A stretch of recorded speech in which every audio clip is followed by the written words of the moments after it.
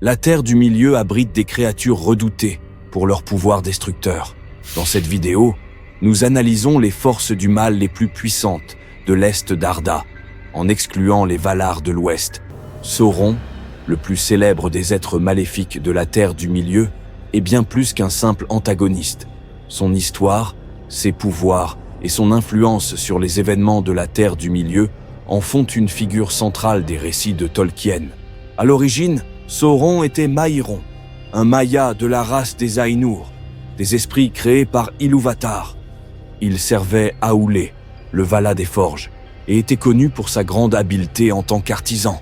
Cependant, son désir de perfection et d'ordre l'a conduit à se tourner vers Morgoth, le premier seigneur des ténèbres, devenant ainsi son plus fidèle lieutenant.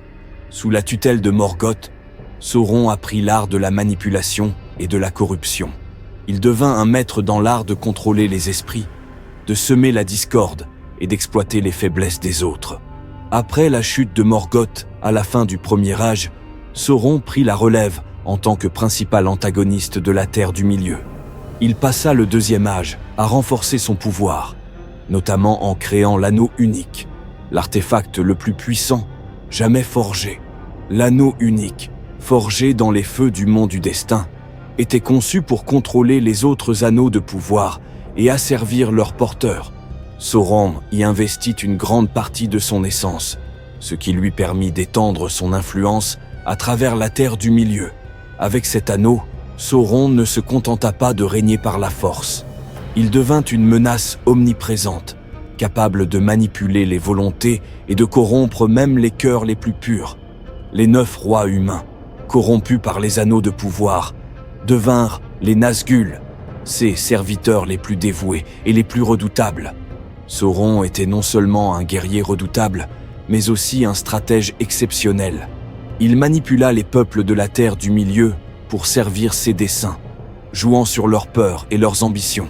Lorsqu'il se présenta sous l'apparence d'Anatar, le seigneur des dons, il réussit à tromper les elfes d'Erégion et à les persuader de forger les anneaux de pouvoir. Ce n'est que lorsque Sauron porta l'anneau unique que les elfes réalisèrent la véritable nature de leur allié. Mais il était déjà trop tard. Cet acte de tromperie marqua le début d'une guerre qui durerait des siècles. Pendant le Deuxième Âge, Sauron établit son règne de terreur, construisant la forteresse de Barad-dûr et étendant son emprise sur de vastes territoires. Sa capacité à manipuler et à corrompre n'avait d'égal que sa soif de domination. Même après sa défaite lors de la guerre de la Dernière Alliance et la perte de l'anneau unique, son esprit survécut, et il commença lentement à reconstruire son pouvoir depuis les ruines de Barad-dûr. Durant le Troisième Âge, Sauron prit la forme de l'œil, un symbole de surveillance omniprésente et de terreur.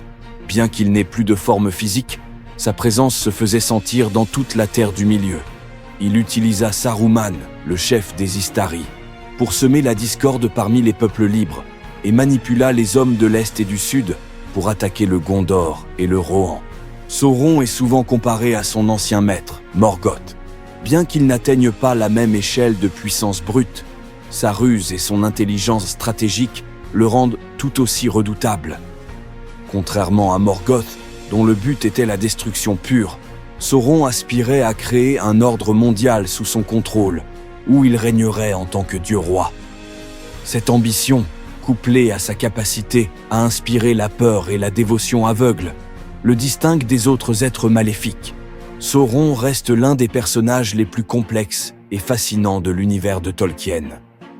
Son histoire est celle d'une ascension et d'une chute, d'un être qui, malgré ses talents et son potentiel, choisit la voie du mal pour satisfaire son insatiable soif de pouvoir. Sa défaite, avec la destruction de l'anneau unique, marque la fin de son règne, mais son héritage perdure à travers les âges et son nom reste synonyme de terreur et de corruption.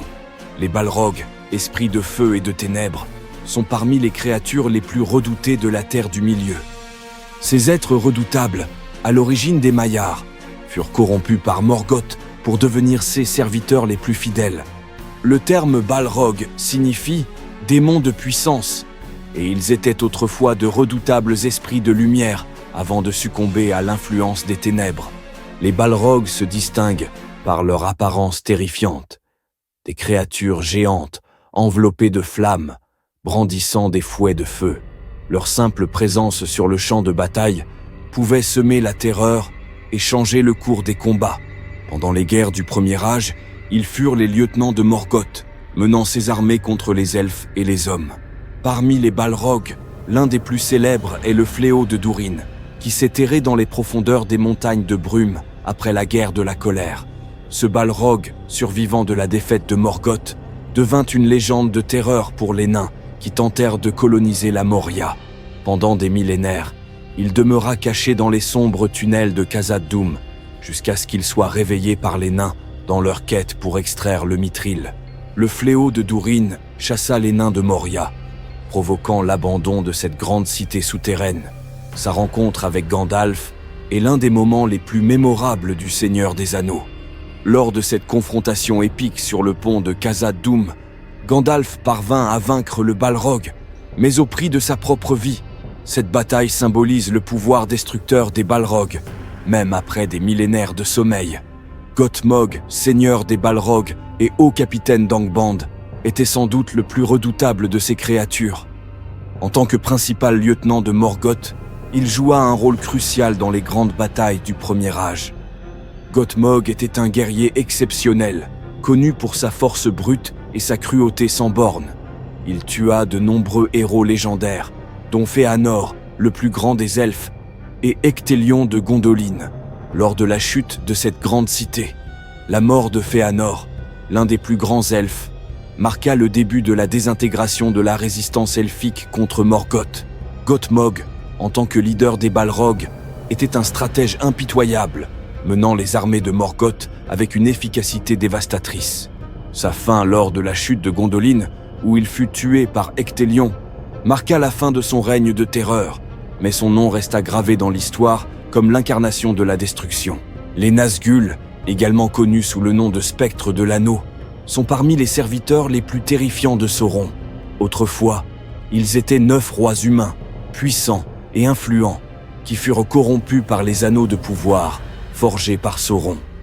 En leur offrant ces anneaux, Sauron les asservit et les transforma en spectres immortels, perdant leur humanité et devenant ses serviteurs les plus dévoués et les plus redoutés. Les Nazgûl incarnent la peur et la corruption. En tant qu'êtres ni vivants ni morts, ils existent principalement dans le monde des spectres, ce qui les rend invisibles pour ceux qui ne possèdent pas une perception spéciale. Leur présence est souvent marquée par une aura de terreur paralysante, et leur approche est accompagnée de cris stridents qui glacent le sang de leurs victimes. Leur chef, le roi sorcier d'Angmar, est le plus puissant et le plus redouté des Nazgûl. Autrefois un roi humain de grand pouvoir, il devint un serviteur dévoué de Sauron, dirigeant le royaume d'Angmar avec une main de fer. Sous son règne, Angmar devint une puissance maléfique majeure, menant des guerres incessantes contre le royaume d'Arnor, l'un des principaux bastions des Dúnedain. Le roi sorcier est également connu pour avoir été le responsable de la chute du royaume de l'Arthedain, dernier vestige d'Arnor, et pour son rôle central dans la bataille des champs du Pelennor, où il mena les armées de Sauron contre le Gondor. Les Nazgûl sont également des maîtres de la sorcellerie. Leur pouvoir est en grande partie dérivé de l'anneau unique, et ils peuvent utiliser diverses formes de magie pour corrompre et détruire leurs ennemis. Leur lien avec Sauron est tel que leur pouvoir augmente lorsque Sauron lui-même devient plus fort. Tant que l'anneau unique existe, les Nazgûl sont pratiquement invincibles et ils ne peuvent être tués par des moyens conventionnels. L'une des caractéristiques les plus effrayantes des Nazgûl est leur immortalité. En tant que spectres, ils ne peuvent pas être véritablement tués et leur présence persiste tant que l'anneau unique reste intact. Cela les rend presque invincibles, car même lorsqu'ils sont défaits, ils peuvent toujours revenir sous une forme encore plus terrifiante. Leur existence est liée à celle de l'anneau, et tant que cet artefact demeure, les Nazgûl resteront une menace pour la Terre du Milieu. Leur chute, cependant, est précipitée par la destruction de l'anneau unique. Lorsque Frodon Baggins, aidé par Gollum, parvient à jeter l'anneau dans les feux du mont du destin, l'essence même de Sauron est détruite, et avec elle, les Nazgûl. le roi sorcier, le plus puissant d'entre eux, est vaincu lors de la bataille des champs du Pélénor par Éowyn, une femme, réalisant ainsi la prophétie selon laquelle aucun homme ne pourrait le tuer. Avec la destruction de l'anneau, les Nazgûl sont anéantis, leur forme spectrale se dissipant dans les vents du Mordor. Les dragons de la Terre du Milieu sont des créatures d'une puissance et d'une malice incommensurables. Ils sont les descendants de Glaurung, le père des dragons, et sont connus pour leur taille gigantesque, leur force immense et leur capacité à cracher du feu. Ces créatures furent créées par Morgoth, qui désirait un moyen de semer la terreur et la destruction parmi ses ennemis. Les dragons incarnent la force brute, la malice et l'intelligence perverse, étant souvent des stratèges tout autant que des forces de destruction. Glaurung, le premier des dragons, est l'incarnation même de la malice et de la destruction. Créé par Morgoth durant le Premier Âge, il est souvent considéré comme le plus intelligent et le plus rusé des dragons. Contrairement aux autres dragons qui viendront après lui, Glaurung ne possédait pas d'ailes, mais sa force physique et ses pouvoirs mentaux compensaient largement ce manque. Il était capable de manipuler les esprits de ses victimes, semant la discorde et la folie par son simple regard. Glaurung joua un rôle crucial dans la destruction de Nargothrond, la grande forteresse des elfes, et dans la tragédie des enfants de Húrin, où il utilisa ses pouvoirs pour manipuler Túrin Turambar et sa sœur Nienor.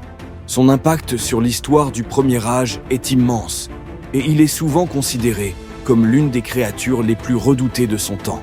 Sa mort, aux mains de Túrin, marque la fin de son règne de terreur, mais son héritage perdure à travers les récits des elfes et des hommes.